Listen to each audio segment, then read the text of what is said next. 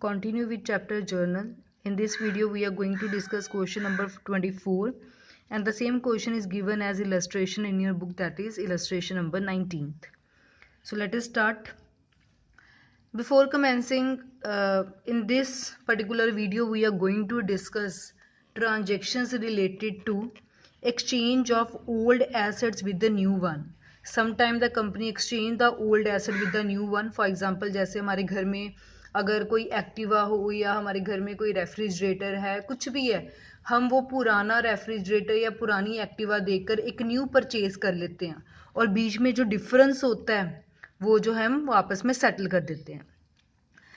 Depreciation, जितनी भी हमारी टेंजिबल एसेट्स होती हैं जिनको हम देख सकते हैं, हाथ लगा सकते हैं, टाइम टू टाइम या किसी भी रीज़न के कारण उनकी वैल्यू में डिक्रीज आता है। ये डेप्रिसिएशन वाली टर्म हमने चैप्टर 2 में पढ़ी है अकाउंटिंग टर्म्स में। जब फिक्स्ड एसेट की वैल्यू किसी भी रीज़न के कारण कम हो जाती है, तो जब कम होती है तो उसको हम क्या बोलते हैं? डेप्रिसिएशन बोलते हैं। इंटरेस्ट ऑन कैपिटल, कैपिटल मालिक की कैपिटल होती है, जो मालिक कंपनी में पैसा लेकर आता है उसको हम कैपिटल बोलते हैं। और कई बार जो कंपनी का मालिक होता है वो इंटरेस्ट की डिमांड करता है, तो उसको इंटरेस्ट ऑन कैपिटल दिया जा सकता है, उसके बारे में देखेंगे। इंटरेस्ट ऑन ड्राइंग्स, ड्राइंग्स के बारे में भी हमें पता है कि जब मालिक कंपनी में से कैश या गुड्स अपने पर्सनल काम के लिए विड्रॉ कर लेता था तो उसको ड्राइंग्स होते हैं। तो हर एक कंपनी में कोई ना कोई लिमिट होती है, ड्राइंग्स अलाउड होती हैं या ड्राइंग्स अलाउड नहीं होती, तो अगर कोई कर ले तो उसके ऊपर हम इंटरेस्ट चार्ज करते हैं, तो इसके बारे में सीखेंगे। So question number 24 is record the following transaction in the journal of Madan Lal. Madan Lal की बुक्स हमने मेंटेन करनी है। So 2019 1st April exchanged old machinery worth rupees 40,000 for new worth rupees 90,000, balance paid in cash। बहुत easy है ये transaction. हमने अपनी एक पुरानी मशीन को जो 40,000 की थी, ये ओल्ड मशीन है, उसको हमने एक न्यू मशीन के साथ रिप्लेस किया और न्यू मशीन की कीमत है 90,000 और जो बीच में डिफरेंस था उसके लिए हमने कैश पे कर दिया। सो 2019 is the year, so 2019 1st अप्रैल है, 1st अप्रैल। अब मशीन हमारे लिए एक एसेट है, एक एसेट आ गई, रियल अकाउंट का rule debit what comes in, new machine आ गई। सो हमने लिख लिया मशीनरी, कौन सी मशीन? न्यू वाली, न्यू मशीन आ गई। पुरानी मशीन चलेगी, पुरानी मशीन भी तो हमारी एसेट ही थी, रियल अकाउंट का रूल लगेगा credit what goes out to machinery old account. और बैलेंस हमने सेटल किया है कैश में। अब पैसा देखो, 90,000 की न्यू मशीन थी, सो 90,000 की न्यू मशीन आ गई। पुरानी मशीन थी 40,000 की, सो क्रेडिट में आ गया 40,000। सो 90 में से अगर 40 माइनस करें तो 50,000 आपका बैलेंस बचता है। जो बैलेंस है हमने किस में दिया? कैश में दिया। कैश भी एक एसेट है, एसेट के ऊपर रियल अकाउंट का रूल लगता है। कैश हम दे रहे हैं, कंपनी के बाहर कैश जा रहा है, so credit what goes out. So credit में लिख दिया to cash account with the difference that is 50,000। Debit में देखिए 90,000 बन रहा है, तो क्रेडिट में भी दोनों को प्लस करके 90 ही बन रहा है। दोबारा देख लें, हमने एक पुरानी मशीन 40,000 की देकर एक 90,000 की न्यू मशीन खरीद ली। मशीन हमारे लिए एसेट है, सो एक न्यू एसेट आ गई, न्यू कंपनी में मशीन आ गई, debit word comes in real account के अकॉर्डिंगली। सो न्यू मशीन आ गई 90,000 की। हमने एक पुरानी मशीन दे दी, पुरानी मशीन कंपनी के बाहर चलेगी, फिर रियल अकाउंट का रूल लगेगा क्योंकि मशीन एसेट है, क्रेडिट वर्ड गोज आउट 40,000। और जो बैलेंस था वो कैश में सेटल हुआ। सो कैश भी एक एसेट है, अब कैश हम दे रहे हैं तो कंपनी के बाहर कैश जा रहा है, so 50,000। Debit must be equal to credit. Narration लिख लेंगे, being machine exchange and balance paid, single line transaction close. Moving to next, second transaction is of 3rd April.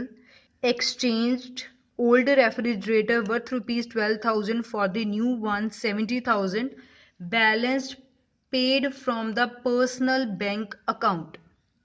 अब ये बात ध्यान में रखनी है, हमने एक पुराना रेफ्रिजरेटर दिया 12,000 का, एक न्यू खरीद लिया 70,000 का, और जो बैलेंस था वो पर्सनल बैंक अकाउंट से दिया है। पर्सनल बैंक अकाउंट, तो पर्सनल बैंक अकाउंट का क्या मतलब होता है, जो कंपनी का अपना कैपिटल अकाउंट है।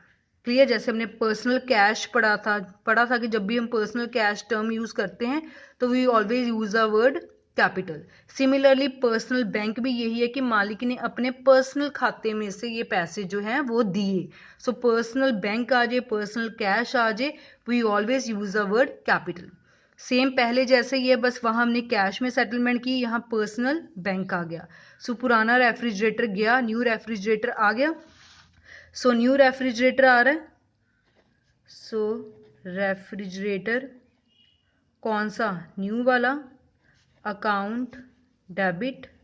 पुराने वाला रेफ्रिजरेटर चले गया, ओल्ड अकाउंट, और बैलेंस जो है हमने पर्सनल बैंक अकाउंट का दिया उसको हम बोलते हैं टू कैपिटल अकाउंट।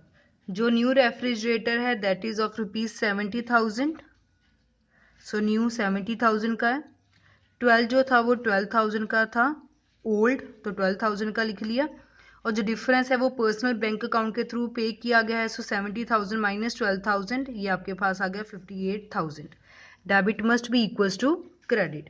सो लिख लिया narration, being refrigerator exchange and paid through personal bank account, single line लगा के एंट्री को कर दिया क्लोज। सो न्यू रेफ्रिजरेटर आ गया, एसेट आ गई रियल अकाउंट के अकॉर्डिंगली, 70,000 को डेबिट कर दिया। पुराना रेफ्रिजरेटर चले गया, एसेट बाहर चलेगी, क्रेडिट वर्ड गोज आउट, और कुछ पैसे हमने अपने पर्सनल बैंक अकाउंट से दे दिए हैं जिसको हम कैपिटल अकाउंट बोलते हैं, तो वो भी गिवर है मालिक। सो क्रेडिट हो गया 58,000। Next transaction is of 8th April, paid 20% depreciation on machinery costing ₹45,000। हमने 20% डेप्रिसिएशन दी है मशीन के ऊपर, जो मशीन हमें 45,000 की पड़ती थी। अब डेप्रिसिएशन का मतलब होता है कि हमारी मशीन की वैल्यू कम हो रही है। जब हमारी एसेट की वैल्यू कम होगी तो हमारे लिए तो लॉस ही होता है। सो एक्सपेंस बढ़ जाता है हमारा। एंट्री इज ऑफ 8th अप्रैल, तो यहाँ लिख लिया 8th अप्रैल। डेप्रिसिएशन हमारे लिए एक तरह का खर्चा है, लॉस है, क्योंकि इससे हमारी एसेट की वैल्यू कम होती है। तो नॉमिनल के अकॉर्डिंगली सारे खर्चों को हमने क्या कर दिया, debit. Depreciation account debit to, जब डेप्रिसिएशन लग जाती है तो हमारी मशीन की वैल्यू कम हो जाती है। मॉडर्न के अकॉर्डिंगली जब एसेट की वैल्यू कम होगी तो उसको हम क्या करते हैं, डेबिट करते हैं। बीइंग डेप्रिसिएशन चार्ज 45,000 की मशीन थी, इसके ऊपर हमने डेप्रिसिएशन चार्ज करनी है 20%, तो ये हमारे पास सॉल्व करके आ जाएगा 9,000। सो लिख लिया 9,000 debit must be equals to credit. Next transaction 11th April, provide 8% interest to the proprietor on his capital 15,000। हमने मालिक को उसकी कैपिटल के ऊपर 8% इंटरेस्ट दिया। अब जब कंपनी मालिक को इंटरेस्ट देगी तो उसके लिए तो खर्चा ही होगा। सो खर्चे के ऊपर नॉमिनल का रूल लगता है, और सारे खर्चों को हम क्या करते हैं, डेबिट करते हैं। सो 11th April, interest on capital account debit. पहली बात, खर्चा होता है जब कंपनी मालिक को उसकी कैपिटल के ऊपर इंटरेस्ट देती है, नॉमिनल के अकॉर्डिंगली कर लिया डेबिट। अब जब कैपिटल के ऊपर इंटरेस्ट जुड़ जाएगा तो हमारी कैपिटल का बैलेंस इंक्रीज कर जाएगा। मान लो पहले कैपिटल थी 1 लाख की, 1 लाख की कैपिटल के ऊपर हमने 10% दे दिया, तो 10% 10,000 आ गया। अब कैपिटल में कितना बैलेंस हो गया, 1,10,000। कैपिटल बढ़ गई हमारी। जब कैपिटल बढ़ती है वो एक लाइबिलिटी होती है, तो मॉडल के अकॉर्डिंगली जब भी कोई लाइबिलिटी इंक्रीज होगी तो उसका कौन सा बैलेंस होगा, credit balance. Being interest on capital provided. इस क्वेश्चन में कैपिटल है 1,50,000 की, 1,50,000 मल्टीप्लाई 8%। तो मैं यहाँ लिख लेती हूँ 1,50,000 के ऊपर 8% हमने कैलकुलेट किया, तो ये हमारे पास आ जाएगा 12,000।